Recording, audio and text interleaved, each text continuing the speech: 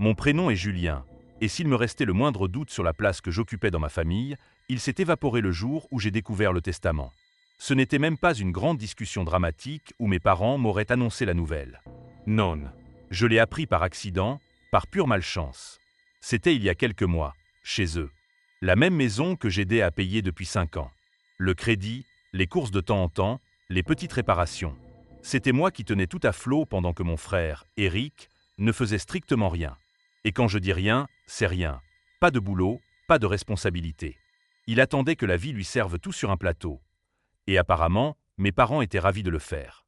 Ce jour-là, j'aidais mon père avec des documents, parce que, comme d'habitude, ni lui ni ma mère ne se donnaient la peine de comprendre comment s'y prendre. Il m'avait demandé de numériser une pile de papiers, des trucs juridiques et financiers, et je n'y ai pas prêté attention, jusqu'à voir un dossier intitulé « Plan de succession et dernière volonté et testament ». Je ne suis pas du genre à fouiner, mais la curiosité a pris le dessus. Après tout, j'étais celui qui s'assurait qu'il garde un toit sur la tête. Ce n'était pas délirant de me demander comment l'avenir était organisé. J'ai ouvert.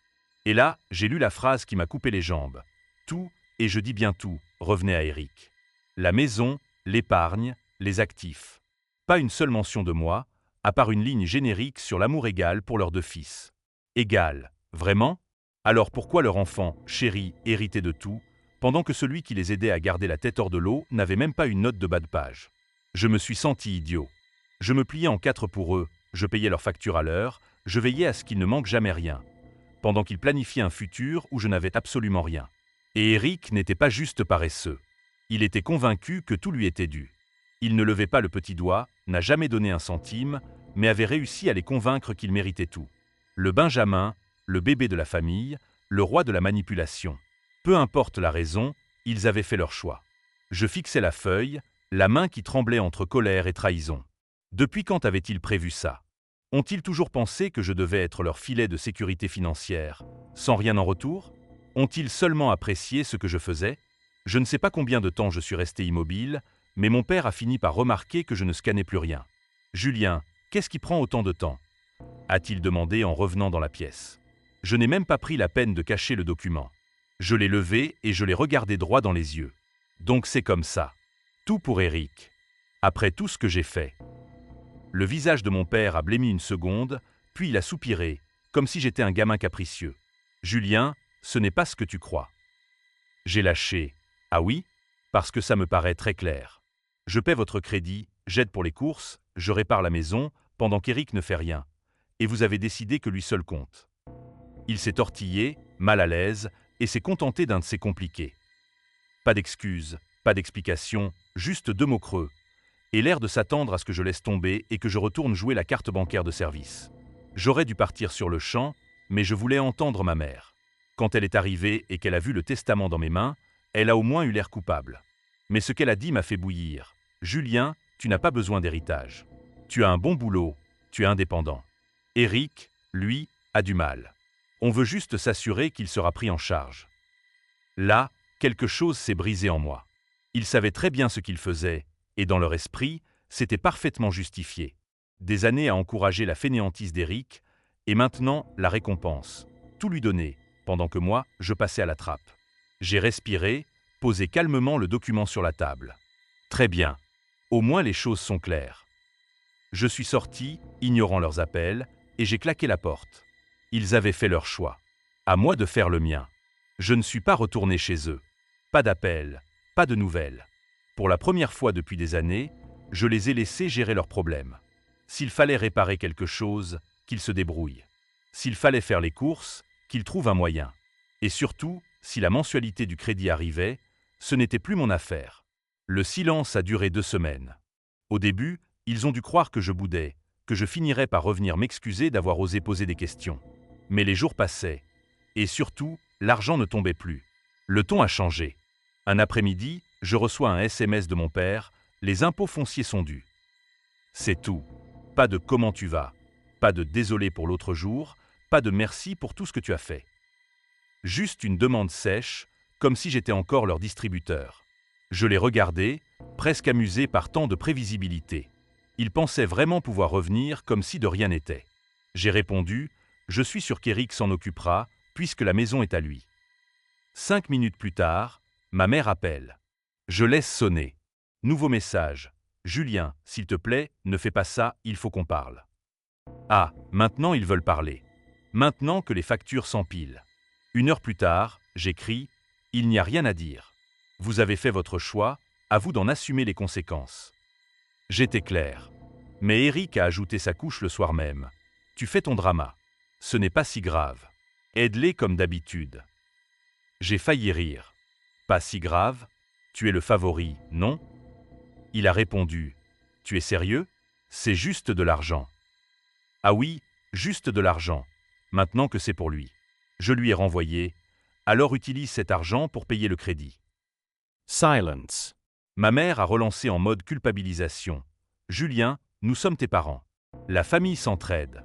On a tant fait pour toi et tu nous abandonnes. » J'ai respiré. « Vous m'avez exclu de votre testament. C'est clair, je ne fais pas partie de la famille quand il s'agit de compter. Maintenant, c'est à Eric de s'occuper de vous. » Mon père a fini par écrire « On ne te demande pas grand-chose. Juste de quoi couvrir quelques mois, le temps de s'organiser. Ne sois pas égoïste. » Egoist. J'ai serré les dents. Des années à payer, à sacrifier du temps, de l'énergie, de l'argent, et c'est moi l'égoïste? J'ai répondu « Non, c'est terminé. » Puis j'ai éteint mon téléphone. Le lendemain matin, notification, une demande de virement. Ma mère m'avait carrément envoyé une requête de 3 500 €, sans message, pour la mensualité en retard. Je l'ai refusé net. 5 minutes, elle appelle. Je ne réponds pas à SMS. Pourquoi as-tu refusé? Réponse. Parce que ce n'est pas ma responsabilité. Demande à Eric. Nouveau message. On va perdre la maison si tu n'aides pas. J'ai écrit. Vous auriez dû y penser avant de décider que je ne comptais pas. Mon père a ajouté. Tu vas laisser tes parents finir à la rue. Là, Jairi. La manipulation était énorme. Ils n'étaient pas à la rue. Ils ne voulaient juste pas toucher à leur épargne parce qu'ils s'étaient habitués à ce que je paie. J'ai ignoré le reste de la journée. Le soir, Eric a renvoyé. Envoie l'argent, tu dramatises. J'ai tapé. Tu hérites, non? À toi de payer. Sa réponse, je n'ai pas cette somme. Ah, d'un coup, ce n'était plus juste de l'argent. Le jour suivant, l'escalade, l'accueil de mon immeuble m'appelle. Vos parents sont là. J'ai failli lâcher mon téléphone. Ne les faites pas monter. Ils insistent, je maintiens. SMS de ma mère, nous sommes en bas, ouvre. Puis, on ne partira pas tant que tu ne nous parleras pas. Très bien.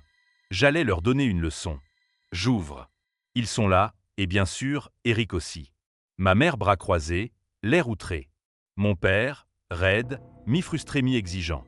Eric, blasé, comme si tout ça l'ennuyait. Ma mère lance « Julien, enfin, il faut qu'on parle. » Je réponds calmement « Non, il faut que vous partiez. » Elle cligne des yeux, choquée. Mon père tente « Tu vas nous laisser perdre la maison pour une rancune. » Je ris froidement. La rancune où vous m'avez jugé bon pour payer vos factures, mais pas assez bon pour figurer dans votre testament? Celle-là. Ma mère, on a fait ce qui était le mieux pour la famille. Moi, pour Eric, tu veux dire? Silence. Eric marmonne, je n'ai rien demandé, moi. Je me tourne vers lui. Non, tu t'es contenté de tout prendre. Tu as 28 ans. Trouve un travail. Tu veux hériter de la maison? Commence par payer leurs factures. Il baisse les yeux. Mon père, tu es égoïste. Moi, en riant, vous avez décidé qu'Eric méritait tout et que je ne méritais rien. Et maintenant, vous voulez que je répare votre choix. Non. Ma mère tente une dernière fois. La famille s'entraide. Je la regarde, exactement. Alors pourquoi ne vous êtes-vous jamais occupé de moi? Silence, Lord. C'est fini. Je referme la porte. Mon père m'écrit aussitôt. Après tout ce qu'on a fait, tu nous abandonnes. Je réponds. Non. C'est vous qui m'avez abandonné. J'en prends juste acte. J'en bloque les numéros. Évidemment, ils se sont lâchés sur Facebook. Les posts déguisés en « amour familial », les sous-entendus sur le fils ingrat. Eric y est allé de sa tirade sur le « vrai sens de la famille ». J'ai longtemps hésité, puis j'ai écrit un message clair, sans insulte, juste la vérité, des années à payer, à aider, à soutenir. Un testament qui m'efface. Une famille à sens unique. J'ai expliqué que je